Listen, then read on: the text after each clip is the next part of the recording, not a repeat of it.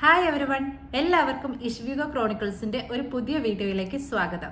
ഞാൻ ഡോക്ടർ വീണ, ആയുർവേദ ഡോക്ടറാണ്, public health പ്രൊഫഷണലാണ്, അതേപോലെ തന്നെ ക്ലിനിക്കൽ റിസർച്ചറാണ്. ഇന്ന് ഞാൻ നിങ്ങളുടെ മുമ്പിൽ എത്തിയിരിക്കുന്നത് ഒരു കണ്ടിന്യൂവേഷൻ വീഡിയോ ആയിട്ടാണ്. ഒരു 2 ആഴ്ച മുന്നേ ഞാനൊരു വീഡിയോ ഇട്ടിട്ടുണ്ടായിരുന്നു. ദുബായിലെ ഇന്റർവ്യൂ പ്രോസസ്സിനെ കുറിച്ച് അല്ലെങ്കിൽ UAE ഇന്റർവ്യൂ പ്രോസസ്സിനെ കുറിച്ച് ഒരു വീഡിയോ ഇട്ടിട്ടുണ്ടായിരുന്നു. അപ്പോൾ അതിൻ്റെ ഒരു കണ്ടിന്യൂവേഷൻ ആയിട്ടാണ് ഞാൻ ഇന്ന് വന്നിരിക്കുന്നത്. അപ്പോൾ അത് കാണാത്തവരുണ്ടെങ്കിൽ ആ വീഡിയോ എന്തായാലും പോയി കണ്ടിട്ട് വേണം ഈ വീഡിയോ കാണാൻ. കാരണം അതിൻ്റെ ഒരു കണ്ടിന്യൂവേഷൻ ആണ്. അപ്പോൾ ഞാൻ ലിങ്ക് ഡിസ്ക്രിപ്ഷനിൽ കൊടുത്തേക്കാം. അപ്പോൾ അത് കണ്ടിട്ട് ഇത് കാണാൻ ശ്രദ്ധിക്കുക. ഇന്ന് ഇതിൽ ഞാൻ മെൻഷൻ ചെയ്യുന്നത് ഇന്റർവ്യൂ പ്രോസസ്സിനെ കുറിച്ചാണ്. അപ്പോൾ ഇന്റർവ്യൂ വരെയുള്ള കാര്യങ്ങൾ ഞാൻ മുന്നത്തെ വീഡിയോയിൽ പറഞ്ഞിട്ടുണ്ട്. ദുബായിൽ അല്ലെങ്കിൽ UAE ഇന്റർവ്യൂ വരെ എത്തുന്ന ഒരു ജോബ് ഹണ്ട് പ്രോസസ്സിനെ കുറിച്ച് ഞാൻ മുന്നത്തെ വീഡിയോ പറഞ്ഞിട്ടുണ്ട്. അപ്പോൾ അതിനുശേഷമുള്ള ഒരു ഇന്റർവ്യൂ പ്രോസസ്സിനെ കുറിച്ചാണ് ഇന്ന് ഞാൻ സംസാരിക്കാൻ പോകുന്നത്. UAE ഒരു ജോബ് എന്നുള്ളത് ഓൾമോസ്റ്റ് എല്ലാവരുടെയും ഒരു അംബീഷനാണ്. അതിന് പല റീസൺസ് കാണാം. ഒന്ന് ഇവിടുത്തെ ഒരു സാലറി പാക്കേജ് ആയിരിക്കാം, അല്ലെങ്കിൽ ഇവിടെ വർക്ക് ചെയ്യുമ്പോൾ നമുക്ക് ഡിഫറെൻറ്റ് കൺട്രീസിലെ ആൾക്കാരുമായിട്ട് അല്ലെങ്കിൽ കൊളീഗ്സുമായിട്ട് വർക്ക് ചെയ്യാനുള്ളൊരു ഓപ്പർച്യൂണിറ്റി ഉണ്ട്. അപ്പോൾ നമ്മളുടെ ഒരു കരിയർ ഗ്രോത്ത് വേണ്ടിയിട്ടായിരിക്കാം. അങ്ങനെ പല റീസൺ കൊണ്ടാണ് ആൾക്കാർക്ക് UAE ജോബിന് വരാൻ താല്പര്യം. അപ്പോൾ ആ ഒരു അവരുടെ ഒരു എഫേർട്ടിന് ഒരു ഹെൽപ്പ് എന്നുള്ള രീതിയിലാണ് ഞാൻ ഈ വീഡിയോ ചെയ്യുന്നത്. മുൻപിട്ട വീഡിയോ നമ്മുടെ ഇപ്പോൾ ഒരു ജോബ് ഇവിടെ ചെയ്യാൻ ആഗ്രഹിക്കുന്നു അല്ലെങ്കിൽ ഇത് പ്ലാൻ ചെയ്യുമ്പോൾ ചെയ്യേണ്ട കാര്യങ്ങളൊക്കെ ഞാൻ മുന്നുള്ള ആദ്യത്തെ വീഡിയോയിൽ പറഞ്ഞിട്ടുണ്ട്. ഇവിടെ എത്തുന്നത് വരെയുള്ള നമ്മൾ എന്തൊക്കെ ശ്രദ്ധിക്കണം. ഇപ്പോൾ വിസിറ്റിംഗ് വിസയിൽ വരികയാണെന്നുണ്ടെങ്കിൽ അല്ലെങ്കിൽ സ്പൗസ് വിസയിലാണ് വരുന്നതെങ്കിൽ പോലും നമ്മൾ നാട്ടിൽ നിന്ന് ചെയ്യേണ്ട കുറച്ച് കാര്യങ്ങളും അങ്ങനത്തെ കാര്യങ്ങളൊക്കെ ഞാൻ ആദ്യത്തെ വീഡിയോയിൽ പറഞ്ഞിട്ടുണ്ട്. ഇപ്പം നമ്മൾ എത്തിയിരിക്കുന്നത് ഇന്റർവ്യൂ പ്രോസസ്സ് വരെ. അതുവരെയുള്ള കാര്യങ്ങൾ ഓൾറെഡി അത് ഞാൻ കവർ ചെയ്ത് കഴിഞ്ഞു. ഇനി നമുക്ക് അറിയേണ്ടത് ഇന്റർവ്യൂ പ്രോസസ്സിനെ കുറിച്ചാണ്. അപ്പോൾ ഈ വീഡിയോയിൽ ഞാൻ ഇന്റർവ്യൂ പ്രോസസ്സും അതിൽ വരുന്ന സ്റ്റേജസ് ഓഫ് ഇന്റർവ്യൂ, അതേപോലെ തന്നെ ഡിഫറെൻറ്റ് റിക്രൂട്ട്മെൻറ്റ് ഏജൻസീസിനെ കുറിച്ച്, അതേപോലെ ജോബ് സൈറ്റ്, എനിക്ക് ഏറ്റവും കൂടുതൽ റെസ്പോൺസ് വന്ന ജോബ് സൈറ്റ്, ഞാൻ കോണ്ടാക്ട് ചെയ്ത റിക്രൂട്ട്മെൻറ്റ് ഏജൻസി, അതേപോലെ തന്നെ കോൺഫിഡൻസ് നമ്മൾ ഒരു ഇന്റർവ്യൂ അറ്റൻഡ് ചെയ്യുമ്പോൾ നമ്മളുടെ കോൺഫിഡൻസ് ഇൻക്രീസ് ചെയ്യാൻ വേണ്ടി ഞാൻ എന്തൊക്കെ കാര്യങ്ങൾ ചെയ്തു, അതെന്തൊക്കെ യൂസ്ഫുൾ ആയിരുന്നു എന്നുള്ള കാര്യങ്ങളെക്കുറിച്ചാണ് ഞാൻ ഈ വീഡിയോയിൽ സംസാരിക്കുന്നത്. ഇനി സ്റ്റേജസ് ഓഫ് ഇന്റർവ്യൂ പറയുന്നതിൻ്റെ ഇടയിൽ ഞാൻ ഇടയ്ക്കാണ് റിക്രൂട്ട്മെന്റ് ഏജൻസീസിനെ കുറിച്ചും അതേപോലെ തന്നെ ജോബ് സൈറ്റിനെ കുറിച്ചും, എനിക്ക് റെസ്പോൺസ് വന്ന ജോബ് സൈറ്റിനെ കുറിച്ചും പറയുക. അപ്പോൾ ഫുൾ വീഡിയോ കാണാൻ മറക്കരുത്. സ്കിപ്പ് ചെയ്ത് പോയാൽ നിങ്ങൾ അതും സ്കിപ്പ് ചെയ്യും. ഞാനപ്പോൾ ഇടയ്ക്ക് ഓരോ സ്റ്റേജ് കഴിയുമ്പോഴാണ് ഞാൻ ഇതിനെക്കുറിച്ച് പറയാൻ ഉദ്ദേശിക്കുന്നത്. അപ്പോൾ ഫുൾ വീഡിയോ കാണാൻ മറക്കരുത്. ലൈക്ക് ചെയ്യുക, ഫ്രണ്ട്സിനും ഫാമിലിക്കും ഇത് ഉപകാരപ്പെടുന്ന നിങ്ങൾക്ക് തോന്നുന്ന ആൾക്കാർക്കൊക്കെ ഷെയർ ചെയ്യുക. അതേപോലെ തന്നെ സബ്സ്ക്രൈബ് ചെയ്യാൻ മറക്കരുത്. കാരണം എനിക്ക് ഇങ്ങനത്തെ യൂസ്ഫുൾ ആയിട്ടുള്ള ഇന്റർവ്യൂ ടിപ്സ് ഒക്കെ പറഞ്ഞു തരണമെന്നുണ്ടെങ്കിൽ അതിനത്രയും ആൾക്കാർ അതിനു വേണ്ടി വെയിറ്റ് ചെയ്തിരിക്കുന്നു എന്ന് എനിക്ക് തോന്നിയാലേ അതിനൊരു താല്പര്യം ഉണ്ടാവും. കാരണം നമ്മുടെ ടൈം ഇൻവെസ്റ്റ് ചെയ്ത് നമ്മൾ ചെയ്യുന്ന ഒരു പ്രോസസ്സാണ് ഇങ്ങനെ വീഡിയോ ചെയ്യുക എന്ന് പറയുന്നത്. അപ്പോൾ അത് കുറച്ച് പേർക്കെങ്കിലും ഉപകാരപ്പെടുന്നു എന്ന് അറിഞ്ഞാൽ മാത്രമേ നമുക്കത് ചെയ്യാനുള്ളൊരു താല്പര്യം ഉണ്ടാവുള്ളൂ. അപ്പോൾ എല്ലാവരും സബ്സ്ക്രൈബ് ചെയ്യാൻ മറക്കരുത് കാണുന്നവർ. അപ്പം നമുക്ക് ഇന്റർവ്യൂ പ്രോസസ്സിലേക്ക് പോവാം. ഇന്റർവ്യൂ പ്രോസസ്സൊക്കെ അറ്റൻഡ് ചെയ്ത ആൾക്കാർ അല്ലെങ്കിൽ ഏതെങ്കിലും ഇന്റർവ്യൂ ഒക്കെ അറ്റൻഡ് ചെയ്ത ആൾക്കാർക്കറിയാം ഇന്റർവ്യൂ പ്രോസസ്സ് എന്ന് പറയുന്നത് ഒരു ലെങ്തി ആയിട്ടുള്ള ഒരു പ്രോസസ്സ് തന്നെയാണ്. കാരണം അത് നമ്മൾ അപ്ലൈ ചെയ്യുന്നത് മുതൽ നമ്മളുടെ ആ ഒരു ഓഫർ ലെറ്റർ കൈ കിട്ടുന്ന വരെയുള്ള ആ ഒരു പ്രോസസ്സ് എന്ന് പറയുന്നത് ചെറിയൊരു കാര്യമല്ല. നമ്മൾ അതിനു വേണ്ടി നന്നായിട്ട് പ്രിപ്പയർ ചെയ്യേണ്ടിയിരിക്കുന്നു. അതിപ്പോൾ ഇന്ത്യയിലെ MNC ഒക്കെ അപ്ലൈ ചെയ്യുകയാണെങ്കിലും അല്ലെങ്കിൽ UAE ഏകദേശം ഒക്കെ സെയിം ആയിരിക്കും ആ ഒരു പ്രോസസ്സ്. എങ്കിൽ കൂടി ചെറിയ ചെറിയ വ്യത്യാസങ്ങൾ ഉണ്ടാവും. അതാണ് ഞാൻ ഈ വീഡിയോയിലൂടെ പറയാൻ ഉദ്ദേശിക്കുന്നത്. അപ്പോൾ ഞാൻ ഇതിൽ ഈ ഇന്റർവ്യൂ പ്രോസസ്സ് എന്ന് പറയുന്നത് ഞാനൊരു 5 സ്റ്റേജസ് ആയിട്ട് ഡിവൈഡ് ചെയ്തിട്ടുണ്ട്. അങ്ങനെ ഓരോ സ്റ്റേജ് ആയിട്ട് ഞാൻ അതിനെക്കുറിച്ച് കുറച്ചുകൂടെ എക്സ്പ്ലെയിൻ ചെയ്ത് തരാം.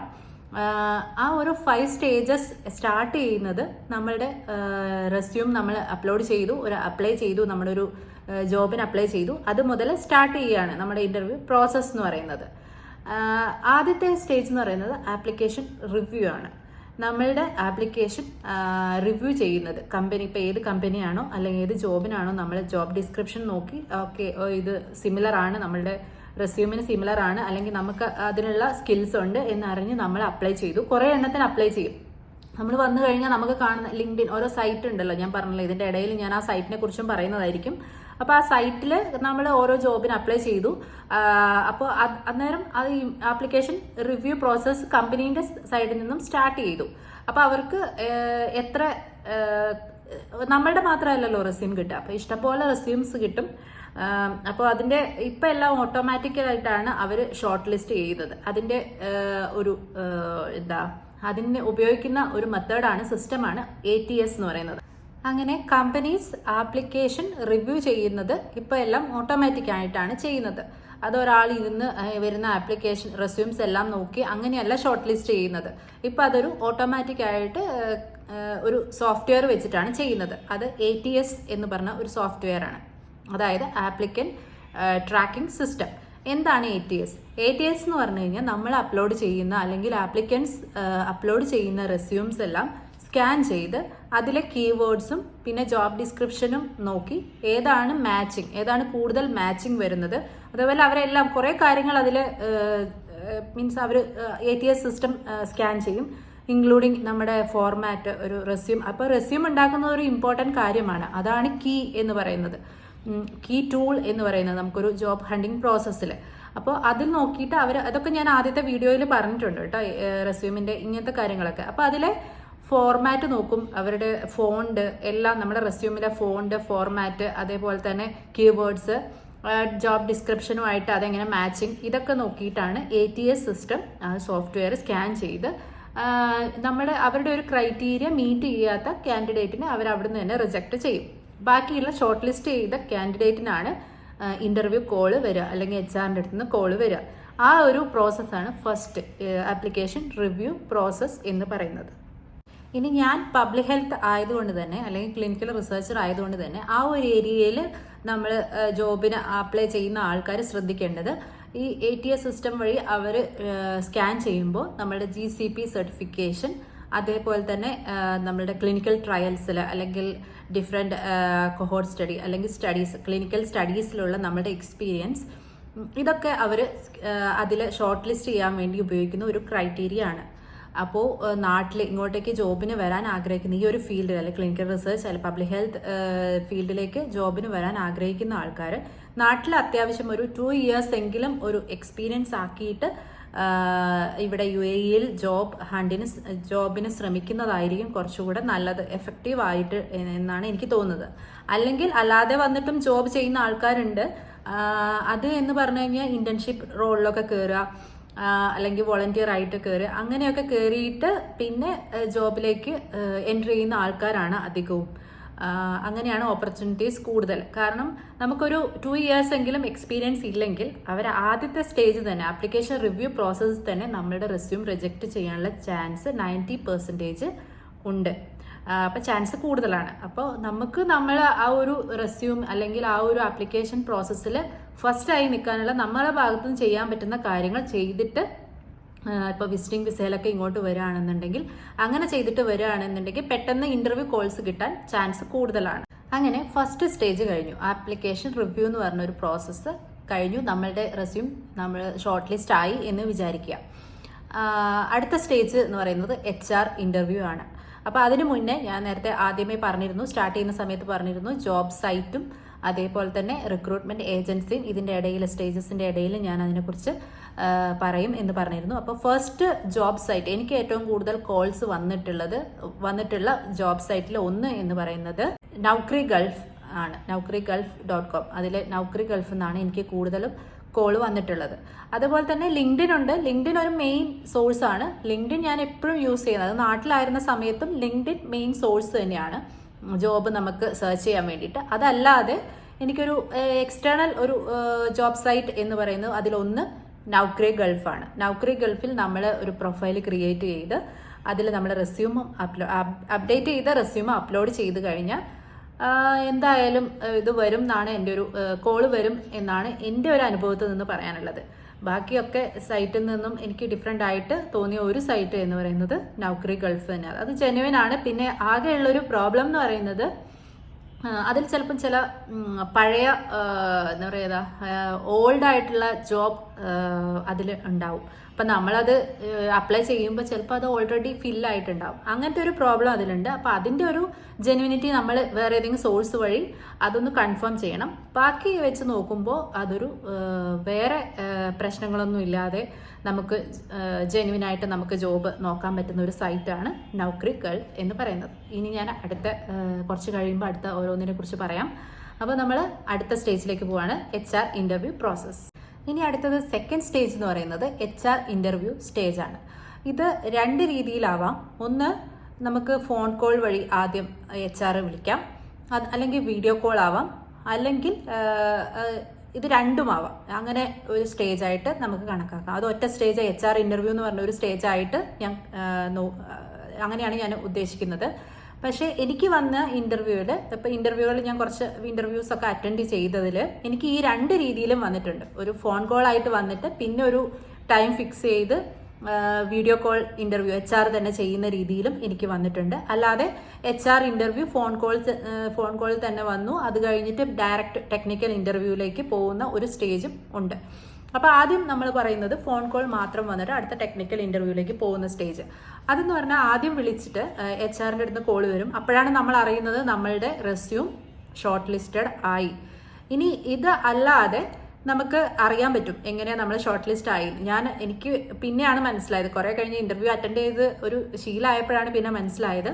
നമ്മളിപ്പോൾ ലിങ്ക്ഡിൻ വഴിയാണ് അപ്ലൈ ചെയ്യുന്നതെങ്കിൽ അതിൽ നമുക്ക് നോക്കുമ്പോൾ ആപ്ലിക്കേഷൻ സബ്മിറ്റഡ് എന്ന് കാണാൻ പറ്റും. നമ്മൾ ആപ്ലിക്കേഷൻ സബ്മിറ്റ് ചെയ്താൽ അത് കഴിഞ്ഞ് പിന്നെയും നമ്മളത് റിവ്യൂ ചെയ്തുകൊണ്ടിരിക്കുക. നമ്മൾ ആ ഒരു സൈറ്റ് വീണ്ടും വീണ്ടും നോക്കിക്കൊണ്ടിരിക്കുമ്പോൾ നമുക്ക് അതിൽ കാണാൻ പറ്റും ആപ്ലിക്കേഷൻ ഡൗൺലോഡഡ്.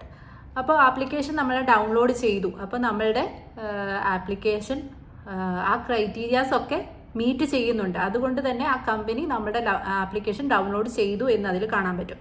അപ്പം നമുക്ക് ഏകദേശം ഉറപ്പിക്കാം നമ്മൾ ഷോർട്ട് ലിസ്റ്റഡ് ആയിട്ടുണ്ട്. ഇതൊരു 95% പറ്റുള്ളൂ. അത് കഴിഞ്ഞിട്ടും റിജക്റ്റഡ് ആയി പോകുന്ന കേസസ് ഉണ്ട്. അപ്പം നമുക്കൊരു 1 to 2 weeks വെയിറ്റ് ചെയ്യാം. നമ്മൾ അപ്ലൈ ചെയ്തു ഒരു ജോബിന്, അത് കഴിഞ്ഞിട്ട് 1 to 2 weeks നമുക്ക് വെയിറ്റ് ചെയ്യാം ഒരു HR കോള് വരാൻ. അതിൽ കൂടുതൽ വെയിറ്റ് ചെയ്യേണ്ട കാര്യമില്ല എന്നാണ് എനിക്ക് തോന്നുന്നത്. അതിൻ്റെ ഉള്ളിൽ തന്നെ വിളിക്കും ഇപ്പം നമ്മൾ ഷോർട്ട് ലിസ്റ്റ് ആയിട്ടുണ്ടെങ്കിൽ. പിന്നെ ഓരോ കമ്പനി അനുസരിച്ച് ഇത് ടൈം ഡിപ്പെൻഡ് ചെയ്യും. അതിൽ തന്നെ ചിലതൊക്കെ പറയും ടിപ്പിക്കലി എത്ര ദിവസമാണ് അവർ കോൺടാക്ട് ചെയ്യാനുള്ള ടൈം എന്ന് ചില കമ്പനീസൊക്കെ ആ സൈറ്റിൽ തന്നെ മെൻഷൻ ചെയ്യും. അപ്പോൾ അതിനനുസരിച്ച് നമുക്ക് നോക്കാം. എന്തായാലും ഒരു ആവറേജ് 1 to 2 weeks നമുക്ക് വെയിറ്റ് ചെയ്യാം.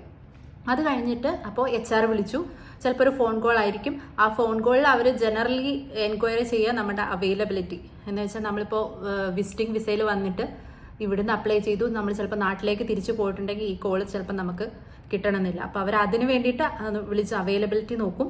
അതേപോലെ തന്നെ നമ്മളുടെ ഒരു കമ്മ്യൂണിക്കേഷൻ സ്കില്ല് നോക്കും.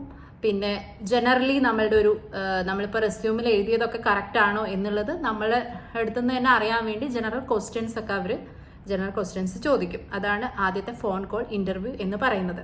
പിന്നെ അതിൽ തന്നെ അവർ പറയും അടുത്ത ഒരു ദിവസം ഫിക്സ് ചെയ്യാണ്, അല്ലെങ്കിൽ ടെക്നിക്കൽ ടീമിലേക്ക് അല്ല ആ ഒരു ഡിപ്പാർട്ട്മെൻറ്റിലേക്ക് നമ്മളുടെ റെസ്യൂം നമ്മൾ ഫോർവേഡ് ചെയ്യുകയാണ്. അപ്പോൾ അത് അവർ ഓക്കെ ആണെന്നുണ്ടെങ്കിൽ ഇത്ര ദിവസത്തിനുള്ളിൽ നിങ്ങൾക്ക് ഒരു കോള് വരും, ഇൻ്റർവ്യൂ കോള് വരും എന്ന് പറഞ്ഞിട്ടായിരിക്കും അവർ ആ കോൾ കട്ട് ചെയ്യുക.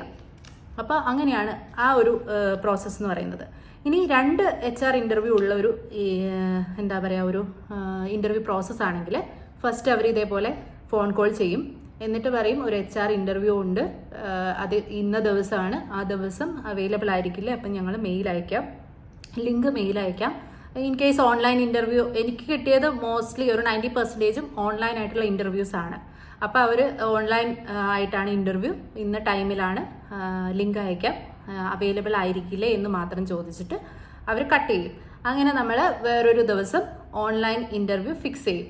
ആ ദിവസം നമ്മളോട് കുറച്ചും കൂടെ കാര്യമായിട്ട് ചോദിക്കും. ഇപ്പം എന്നോട് അക്കോഡിസ് എന്ന് പറഞ്ഞ കമ്പനിയിലൊക്കെ ഞാൻ ഇൻ്റർവ്യൂവിൽ പാർട്ടിസിപ്പേറ്റ് ചെയ്തിട്ടുണ്ടായിരുന്നു. അപ്പോൾ അതിൽ അവർ അതേപോലെ HR ഇൻ്റർവ്യൂ 2 HR ഇൻ്റർവ്യൂ ഉണ്ടായിരുന്നു. ആദ്യം ഫോൺ കോൾ വൈസ്, പിന്നെ HR തന്നെ വീഡിയോ കോൾ വൈസ് നമുക്ക് ഇൻ്റർവ്യൂ ഉണ്ടായിരുന്നു. അതിൽ പക്ഷെ കുറച്ചുകൂടെ കാര്യമായിട്ട് ചോദിക്കും. നമ്മൾ അതിന് ശരിക്കും നന്നായിട്ട് പ്രിപ്പയർ ചെയ്യണം. ആ ടൈം അതിനാണ് അവർ തരുന്നത്. ഒരു 4-5 days 1 വീക്കിനടുത്ത് അവർ ടൈം തരും ആ ഇൻ്റർവ്യൂവിന്. അപ്പോൾ നമ്മൾ ജനറൽ ആയിട്ടുള്ള എന്തുകൊണ്ട് നമുക്ക് ഈ ജോബ് ഇഷ്ടപ്പെട്ടു, മുന്നേ എക്സ്പീരിയൻസിനെ കുറിച്ച് അവർ ചോദിക്കും, ക്വാളിഫിക്കേഷനെ കുറിച്ച് ചോദിക്കും, അങ്ങനെ പിന്നെ കമ്മ്യൂണിക്കേഷൻ സ്കിൽസ് നന്നായിട്ട് ചെക്ക് ചെയ്യും. കാരണം MNC ഒക്കെ ആണെന്നുണ്ടെങ്കിൽ അങ്ങനെ പ്രത്യേകിച്ച് പബ്ലിക് ഹെൽത്ത് അല്ലെങ്കിൽ ക്ലിനിക്കൽ റിസർച്ചർ ഫീൽഡ് ആകുമ്പോൾ നമ്മൾ മൾട്ടി ഡിസിപ്ലിനറി ടീംസുമായിട്ടൊക്കെ വർക്ക് ചെയ്യുന്നതുകൊണ്ടും മൾട്ടി ഡിപ്പാർട്ട്മെൻറ്റ്സുമായിട്ട് വർക്ക് ചെയ്യുന്നത് കൊണ്ടും കമ്മ്യൂണിക്കേഷൻ സ്കിൽ അവർ നന്നായിട്ട് നോക്കും. അതേപോലെ തന്നെ അറ്റൻഷൻ ടു ഡീറ്റെയിൽ അങ്ങനത്തെ കാര്യങ്ങൾ, പിന്നെ നമുക്കൊരു ജനറൽ അവയർനെസ് ഉണ്ടോ എന്ന് ആ ഒരു ഏരിയയിൽ ഉണ്ടോ എന്ന് അറിയാൻ വേണ്ടിയിട്ടാണ്. കാരണം ടെക്നിക്കൽ ഇൻ്റർവ്യൂ എന്ന് പറഞ്ഞാൽ ആ ഡിപ്പാർട്ട്മെൻറ്റ് ഹെഡൊക്കെ ആയിരിക്കും നമ്മൾ ഇൻ്റർവ്യൂ ചെയ്യുക. അപ്പോൾ അവരുടെ ടൈം വെറുതെ വേസ്റ്റ് ആക്കാൻ പാടില്ലല്ലോ. അതുകൊണ്ട് തന്നെ നമുക്കൊരു ആ ഒരു ഏരിയയിൽ കുറച്ചൊക്കെ നോളജ് ഉണ്ടോ എന്നറിയാൻ വേണ്ടിയിട്ട് HR അതിൽ നമ്മളോട് ക്വസ്റ്റ്യൻസ് ചോദിക്കും. HR ഇൻ്റർവ്യൂവിൽ പിന്നെ ഒരു കാര്യം കൂടെ അവർ സ്പെസിഫിക് ആയിട്ട് എൻക്വയറി ചെയ്യുന്നത് നമ്മളുടെ സാലറി എക്സ്പെക്റ്റേഷൻ, അതിൻ്റെ കാര്യം ആദ്യം തന്നെ അവർ ചോദിക്കും. ഫ്ലെക്സിബിൾ ആണോ, നമുക്ക് എന്തെങ്കിലും സാലറി എക്സ്പെക്റ്റേഷൻ ഉണ്ടോ. അപ്പോൾ അത് നമ്മൾ മുൻപ് തന്നെ അവരുടെ സൈറ്റിൽ നോക്കി അവരെത്രയാണ് ജനറലി കൊടുക്കാറുള്ളത് എന്നുള്ളൊരു റേഞ്ച് നോക്കി വേണം നമ്മളുടെ ഒരു സാലറി എക്സ്പെക്റ്റേഷൻ പറയാൻ. പിന്നെ നമ്മളുടെ ഒരു എക്സ്പീരിയൻസും നമ്മളൊരു നോളജൊക്കെ വെച്ചിട്ട് നമ്മൾ അതിൽ എത്ര എക്സ്പെക്റ്റ് ചെയ്യുന്നു എന്നുള്ളത് പറയുക. അപ്പോൾ അവർ ഫ്ലെക്സിബിൾ ആണോ എന്ന് ചോദിക്കുക, അപ്പോൾ ഫ്ലെക്സിബിൾ ആണെന്ന് പറയുക. അങ്ങനെയാണ് ആ ഒരു റൗണ്ട് കംപ്ലീറ്റ് ആവുക. അപ്പോൾ അത് കഴിഞ്ഞിട്ട് അവർ പറയും ഈ റൗണ്ട് ക്ലിയർ ആവുകയാണെന്നുണ്ടെങ്കിൽ നമ്മൾ അടുത്ത ടെക്നിക്കൽ ഇൻ്റർവ്യൂവിന് ഉള്ള ലിങ്ക് അവർ ഇമെയിൽ വഴി സെൻഡ് ചെയ്യും.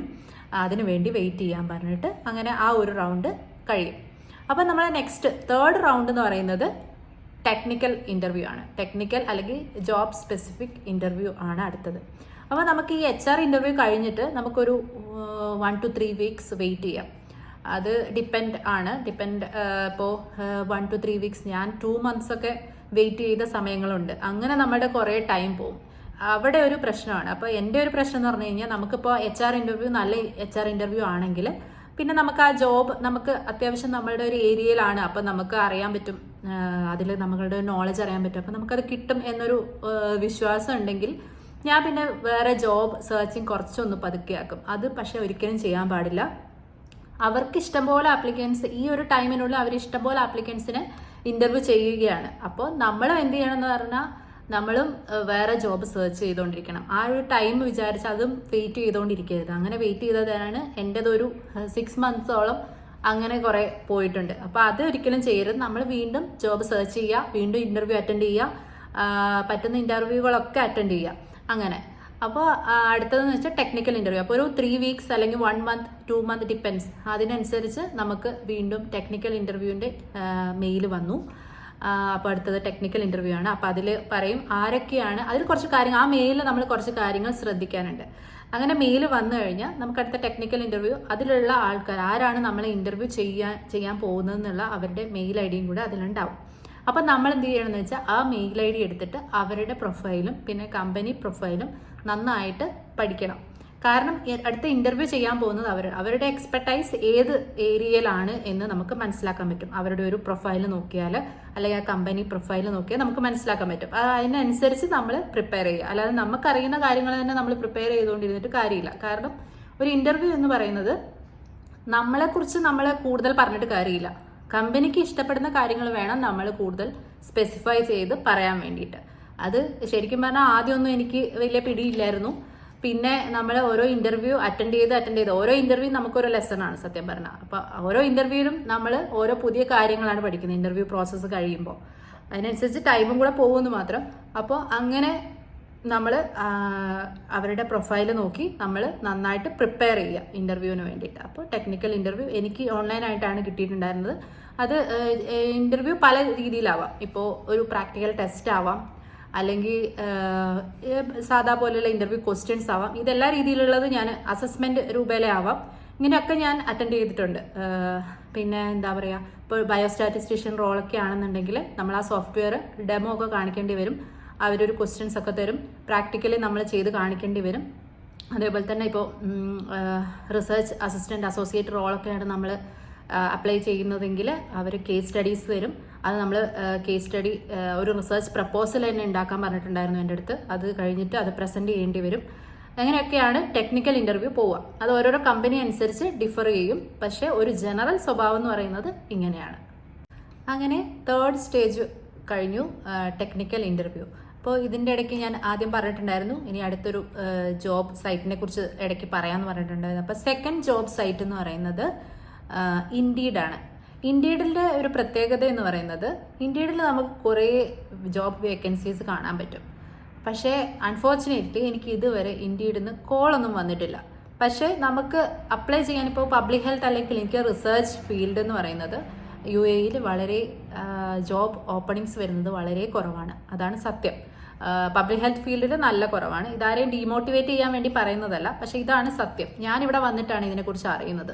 ഞാൻ വിചാരിച്ചു ഇവിടെ അത്യാവശ്യം നല്ല ഓപ്പർച്യൂണിറ്റീസ് ഒക്കെ ഉണ്ട് എന്ന് വിചാരിച്ചിട്ടാണ് ഞാനും വന്നത്. പക്ഷേ പബ്ലിക് ഹെൽത്ത് ഫീൽഡിൽ ജോബ് ഓപ്പണിങ്സ് കുറവാണ്. അതിൽ നമുക്ക് കോഴ്സ് വരാത്തതിന് മെയിൻ വേറെയും കാരണങ്ങളുണ്ട്. കാരണം ഇവിടെ ഇഷ്ടംപോലെ എന്താ പറയുക MPH പഠിപ്പിക്കുന്ന കുറേ കോളേജുകളുണ്ട്. അപ്പോൾ അവിടുന്ന് തന്നെ ഇറങ്ങുന്ന കുറേ MPH ഗ്രാജുവേറ്റ്സ് ഉണ്ട്.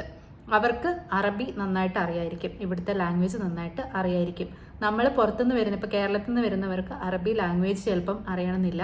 പിന്നെ പബ്ലിക് ഹെൽത്ത് എല്ലാവർക്കും അറിയുന്നത് പോലെ തന്നെ പബ്ലിക്കുമായിട്ട് അല്ലെങ്കിൽ പബ്ലിക് ആയിട്ട് ഇൻറ്ററാക്ഷൻ വരുന്ന ഒരു ഫീൽഡ് ആയതുകൊണ്ട് തന്നെ ലോക്കൽ ലാംഗ്വേജ് അറിഞ്ഞിരിക്കുന്നത് ഒരു എന്താ പറയുക ഒരു ബോണസ് തന്നെയാണ്, വലിയൊരു ബോണസ് തന്നെയാണ്. അപ്പോൾ നമ്മളെക്കാട്ടും പ്രിഫറൻസ് ഇവിടെ പഠിച്ചിറങ്ങുന്നവരിലേക്ക് കുറച്ചും കൂടെ പോകും. അതുകൊണ്ട് കൂടെയാണ് നമുക്ക് കുറച്ച് ഓപ്പണിങ്സ് കുറവായിട്ട് വരുന്നത്.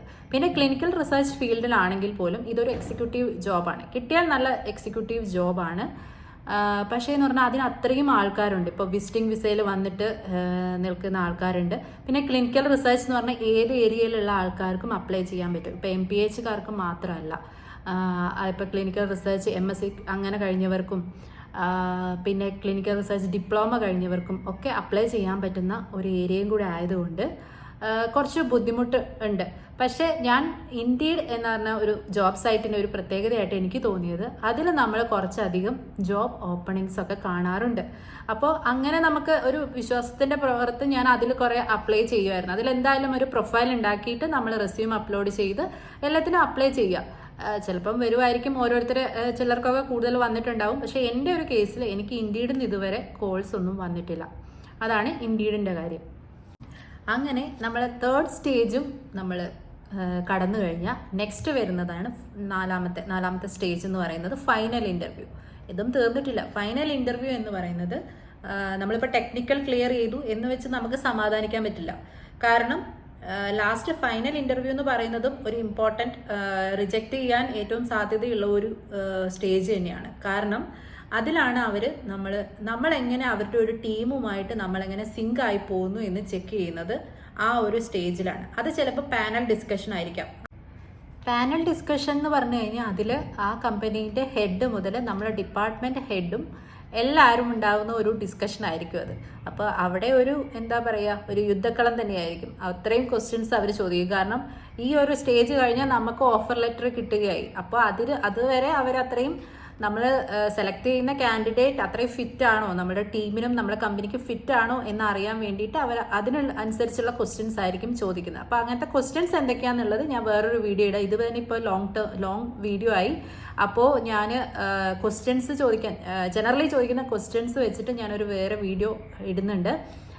അപ്പോൾ അതിന് ക്വസ്റ്റ്യൻസ് നമ്മൾ മുന്നേ പ്രിപ്പയർ ചെയ്തിട്ട് പോകണം. അങ്ങനെ ചോദിക്കുന്നത് അതൊക്കെ എന്തായാലും ജനറലി എല്ലാവരോടും ചോദിക്കുന്ന സെയിം ക്വസ്റ്റ്യൻസ് ആയിരിക്കും ഏത് പോസ്റ്റ് ആണെങ്കിലും. അപ്പോൾ ലാസ്റ്റ് വരെ എത്തി ഇനി നമ്മൾ കലവടയ്ക്കാൻ പാടില്ല. അപ്പോൾ അതിന് നന്നായിട്ട് പ്രിപ്പയർ ചെയ്തിട്ട് വേണം പോകാൻ. പിന്നെയെന്ന് വെച്ചാൽ ഈ ഒരു ടെക്നിക്കൽ ഇൻ്റർവ്യൂ കഴിഞ്ഞിട്ട് ഒരു 1 to 2 വീക്സിൻ്റെ ഉള്ളിൽ നമുക്ക് ഈ ലാസ്റ്റ് ഫൈനൽ ഇൻ്റർവ്യൂ കോള് കിട്ടാനാണ് ചാൻസ്. അത് കിട്ടിയില്ലെങ്കിൽ മാത്രം നമ്മൾ വേറെ ചിന്തിച്ചാൽ മതി. അത് കിട്ടാനാണ് ചാൻസ്. പിന്നെ ആ സമയത്ത് അവർ നോക്കുകയെന്ന് വെച്ചാൽ നമ്മളുടെ ലോങ് ടേം നമ്മളുടെ എങ്ങനെയാണ് കമ്പനിക്ക് നമ്മളുടെ ഭാഗത്തുനിന്ന് നമ്മൾ കോൺട്രിബ്യൂട്ട് ചെയ്യാൻ ഉദ്ദേശിക്കുന്നത്. പിന്നെ സാലറീൻ്റെ ഒക്കെ ഒരു ഫിക്സിങ് അവിടെ നടക്കും. എന്ന് വെച്ചാൽ സാലറി നമ്മളുടെ ഫ്ലെക്സിബിൾ ആണെന്ന് നമ്മൾ ആദ്യം HR ഇൻ്റർവ്യൂവിൽ പറഞ്ഞു. അപ്പം നമ്മുടെ സാലറിയും കമ്പനിയുടെ ബഡ്ജറ്റും ഒക്കെ അവർ വെച്ചിട്ട് അവരൊരു സാലറി റേഞ്ച് പറയും. അത് നമുക്ക് സ്യൂട്ടബിൾ ആണോ എന്ന് ചോദിക്കും. അങ്ങനത്തെ കാര്യങ്ങളൊക്കെയാണ് ഈ ഫൈനൽ ഇൻ്റർവ്യൂവിൽ നടക്കുക. അങ്ങനെ നമ്മൾ 4th സ്റ്റേജും കംപ്ലീറ്റ് ചെയ്തു. ഇനി ലാസ്റ്റ് ഉള്ളത് ജോബ് ഓഫർ ലെറ്റർ വരുന്ന ഒരു സ്റ്റേജ് മാത്രമാണ്. അതിൽ നമ്മൾ അങ്ങനെ ടെൻഷൻ എടുക്കേണ്ട കാര്യമൊന്നുമില്ല. പക്ഷേ ഫൈനൽ ഇൻ്റർവ്യൂ കഴിഞ്ഞിട്ട് അവർ അതിൻ്റെ റിസൾട്ട് എന്തായാലും ഒരു 1 to 2 വീക്സിൻ്റെ ഉള്ളിൽ തന്നെ നമുക്ക് അറിയാൻ പറ്റും. മെയിൽ വരും. അത് വന്നു കഴിഞ്ഞാൽ പിന്നെ നമ്മൾ ടെൻഷൻ അടിക്കേണ്ട കാര്യമില്ല. ഇനി എന്തെങ്കിലും ഡിലേ, റിസൾട്ട് വന്നു കഴിഞ്ഞിട്ട് വീണ്ടും നമ്മളുടെ വെരിഫിക്കേഷൻ, നമ്മുടെ ഡോക്യുമെൻറ്റ് വെരിഫിക്കേഷൻ ഉണ്ട്, വിസ പ്രോസസ്സിംഗ് ഉണ്ട്, അതേപോലെ മെഡിക്കൽ ചെക്കപ്സ് ഉണ്ടാവും.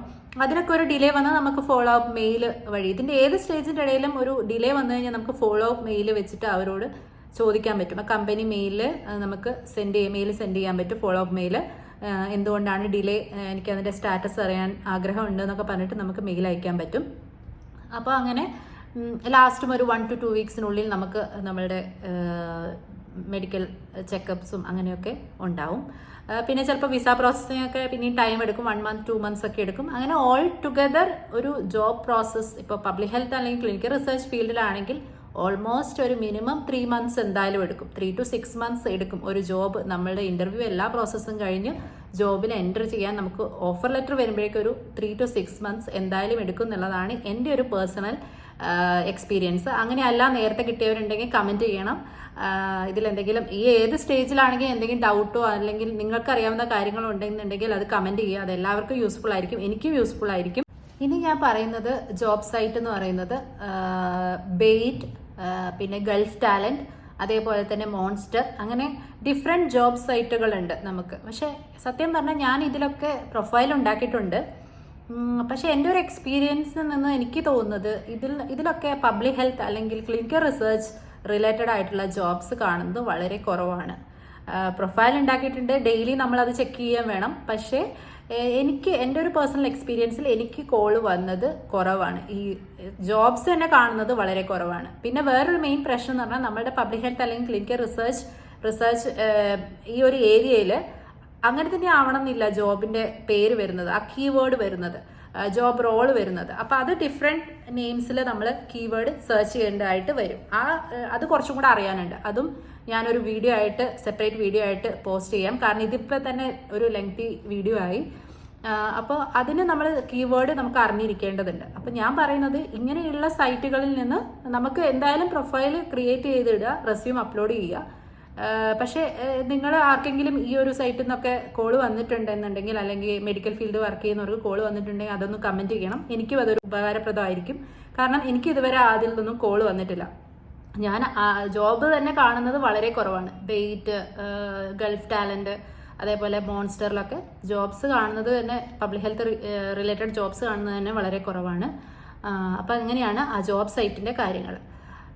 അപ്പോൾ ഇത്രയും നേരം എന്നെ കേട്ടോണ്ടിരുന്ന എല്ലാവർക്കും നന്ദി. നിങ്ങൾക്ക് ഒരു യൂസ്ഫുൾ ആയിട്ടുള്ള വീഡിയോ ആയിരിക്കും ഇതെന്ന് ഞാൻ വിശ്വസിക്കുന്നു. കാരണം ഒരു ഇൻ്റർവ്യൂ പ്രോസസ്സിൻ്റെ ഏകദേശം എല്ലാ ഏരിയയും ഞാൻ കവർ ചെയ്തിട്ടുണ്ട്. അതുപോലെ പാനൽ ഡിസ്കഷനിലൊക്കെ നമ്മൾ എപ്പോഴും പതറിപ്പോകുന്നത് നമ്മളൊരു കോൺഫിഡൻസ് കുറവ് കൊണ്ടാണ്. അപ്പോൾ അതൊക്കെ ഇൻക്രീസ് ചെയ്യാൻ വേണ്ടി കുറച്ച് ടിപ്സൊക്കെ ഞാൻ ഫോളോ ചെയ്ത ടിപ്സൊക്കെ ഞാൻ നിങ്ങൾക്ക് വേണ്ടി പറയാൻ ആഗ്രഹിക്കുന്നുണ്ട്.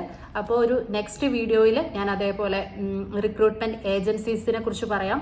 അതേപോലെ നമ്മൾ ജോബിന് അപ്ലൈ ചെയ്യുമ്പോൾ ജോബിൻ്റെ ടൈറ്റിൽ എന്താണ്, കീവേഡ് എന്താണ് സെർച്ച് ചെയ്യേണ്ടത്, പബ്ലിക് ഹെൽത്ത് അല്ലെങ്കിൽ ക്ലിനിക്കൽ റിസർച്ച് ഫീൽഡിൽ, അതിനെക്കുറിച്ച് സംസാരിക്കാം. അതേപോലെ തന്നെ കോൺഫിഡൻസ് ഇൻക്രീസ് ചെയ്യാൻ വേണ്ടിയുള്ള ടിപ്സിനെ കുറിച്ച് ഞാൻ എക്സ്പീരിയൻസ് ചെയ്ത കുറച്ച് കാര്യങ്ങളും അടുത്തൊരു വീഡിയോയിൽ ഞാൻ ചെയ്യുന്നതായിരിക്കും. അപ്പോൾ എല്ലാവർക്കും ഇഷ്ടപ്പെട്ടു എന്ന് വിചാരിക്കുന്നു.